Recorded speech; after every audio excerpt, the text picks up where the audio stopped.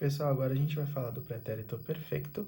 O pretérito perfeito, só para vocês acompanharem, ele está na página também 35 e é o segundo quadradinho que nós temos aí.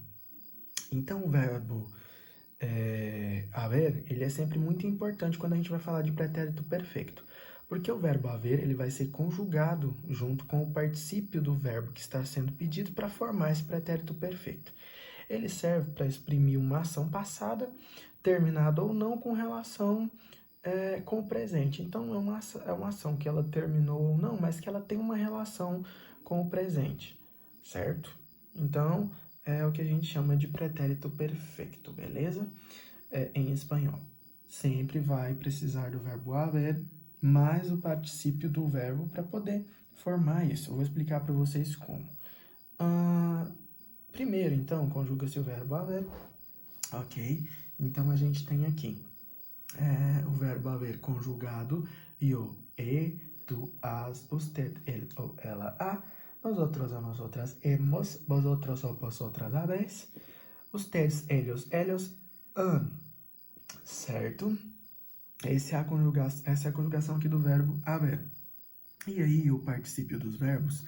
Para os verbos terminados em ar, a gente tem um acréscimo de ado, e para os verbos terminados em er e ir, o particípio com acréscimo de ido, ok? Vamos ver como funciona isso na prática? Ok, nós temos aqui, então, nesse caso, um exemplo aqui, yo. Qual que é a conjugação do verbo haver para yo? Vamos olhar? Yo, e. Aqui está certo. Yo, e. O verbo que está pedindo aqui é o verbo estudar. Qual que é o particípio do verbo estudar?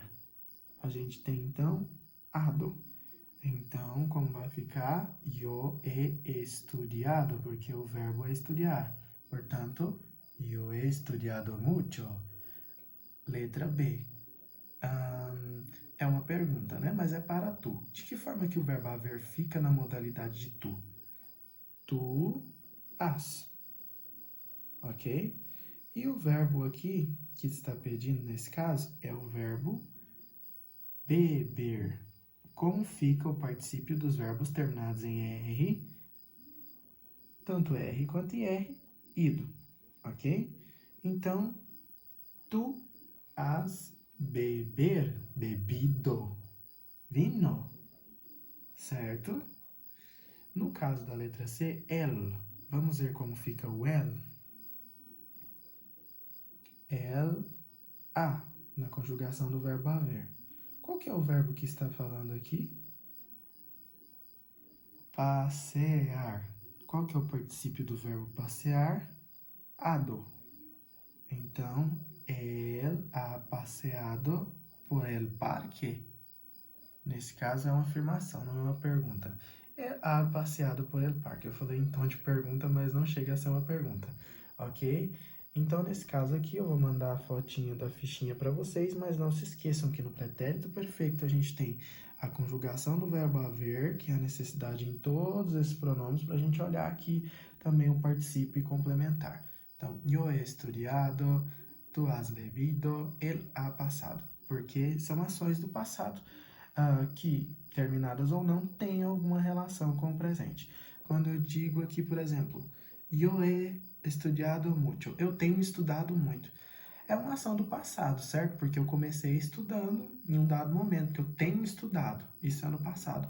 Mas pode ser também que se eu digo eu tenho estudado muito, eu estou estudando muito, eu tenho estudado. É passado e presente ao mesmo tempo. Tu tens bebido vinho? Né? Uma pergunta. Como aqui também afirma, ele, né, tem passeado pelo parque. Ou seja, pode ser ações que estão no passado e no presente ao mesmo tempo. Por isso são chamadas de pretérito perfeito. Sempre precisam, então, do verbo haver e o particípio. Lembrando que para verbos terminados em AR, ado. E em verbos terminados em ER e IR, ido. Beleza? Vou mandar a fotinha das fichinhas para vocês. Ok? E é isso, pessoal.